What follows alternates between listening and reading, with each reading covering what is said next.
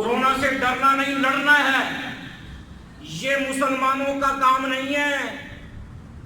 مسلمان تو اللہ کے بھیجے ہوئے حالات کی طرف آ کر اللہ سے معافی مانگتے کہ اے اللہ ہم اس قابل نہیں کہ ہم تیری آزمائش پر پورا اتر سکیں، اے اللہ ہم اس قابل نہیں کہ تیرے امتحانات پر پورا اتر سکیں، اے اللہ ہم اس قابل نہیں، ہم کمزور ہیں، ضعیف ہیں، ناتواں ہیں، ان حالات کا مقابلہ نہیں کر سکتے۔ اللہ کہتے ہیں حالات اس لیے بھیجے کہ تم جھک جاؤ، تم کیا کرو؟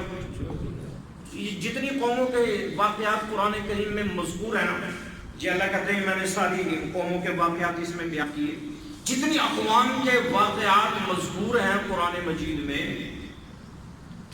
ان میں سے صرف ایک قوم تھی جس کو اللہ نے بچا دیا، عذاب کا فیصلہ کر کے، عذاب کا اعلان کر کے پھر اللہ نے معافی دے دی۔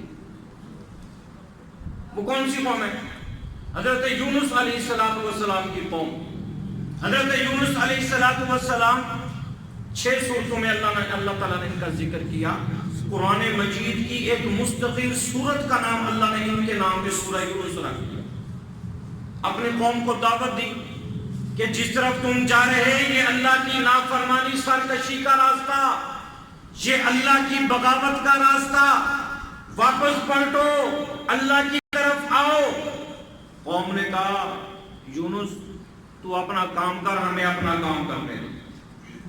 حضرت یونس علیہ السلام اللہ کے سامنے عرض گداز ہوئے، اللہ نے فرمایا اس قوم کو الٹیمیٹم دے دو، 3 دن کے اندر عذاب آئے گا، 3 دن کے اندر عذاب آئے گا۔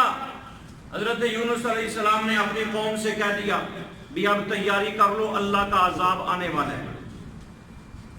رات کو قوم نے مشورہ کیا، انہوں نے کہا یونس جھوٹ نہیں بول سکتا، یونس جھوٹ، لہذا اب رات کو پہرا دو حضرت یونس علیہ السلام کے گھر۔ اگر یہ رات کو اٹھ کے بستی سے باہر چلے جاتے ہیں پھر تو اللہ کا عذاب یقینی ہے، اگر یہ بستی سے باہر نہیں جاتے یہیں رہتے ہیں تو پھر اللہ کا عذاب نہیں آئے گا۔ رات کو پہرے دار کھڑے ہو گئے، رات کو دیکھا حضرت یونس علیہ السلام بستی سے نکل گئے۔ جب بستی سے نکلے صبح قوم کھڑی ہو گئی کہ واقعی اللہ کا عذاب آئے گا۔ بادل کالے سیاہ بادل آسمان پہ آ گئے، اندھیری رات، دن میں اندھیری رات کا منظر، قوم اکٹھی ہو گئی، کیا کریں، کوئی حل نہیں۔ وقت کا نبی درمیان سے نکل کے چلا گیا، قوم نبی کے بغیر اب کیا کیا جائے، مشورہ ہوا، سارے نکلو، گھروں سے نکلو، عورتیں بھی نکلے، مرد بھی نکلے، بچے بھی نکلے، جانوروں کو بھی لے کے چلو، کیا کرو، اللہ کے سامنے سجدہ کرو۔ کیا کرو؟ پتہ چلا عذاب سے بچنے کی صورت سجدہ ہے۔ یہ نہیں ہے کہ مسجدیں بند کر دو، یہ کوئی حل نہیں کہ مسجدوں کو تالے لگا دیے جائے، نماز جمعہ نہ ہو، نماز با جماعت نہ ہو۔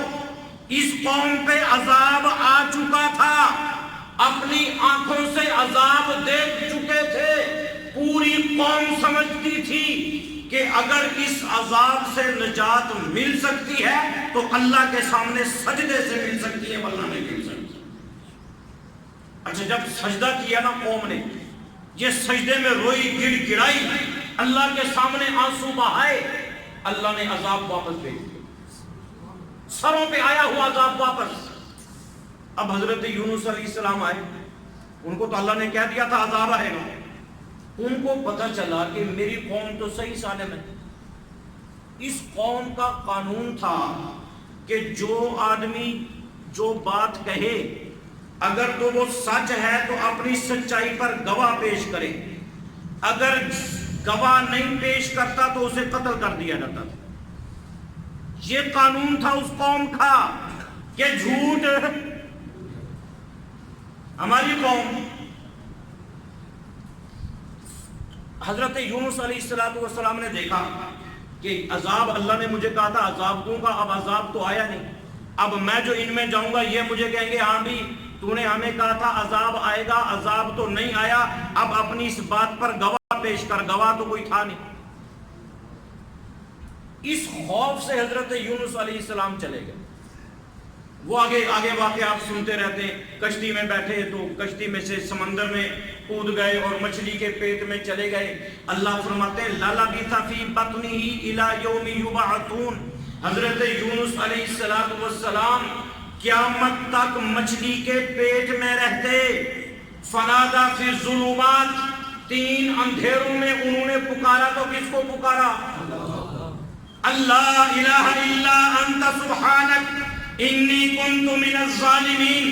پتہ چلا کہ حالات آئیں تو امریکہ کی طرف نظر نہیں جانی چاہیے، حالات آئیں تو امدادی ٹیموں سے بھیک نہیں مانگنی چاہیے، حالات آئیں تو IMF سے قرضے کی بھیک نہ مانگو، حالات آئیں تو یہودیوں کے سامنے جھولیاں نہ پھیلاؤ، حالات آئیں تو اللہ کے سامنے جھکو، اللہ کے سامنے۔ یہ حالات کے حل ہونے کی جگہ مسجد، حالات کے سنورنے کی جگہ مسجد، حالات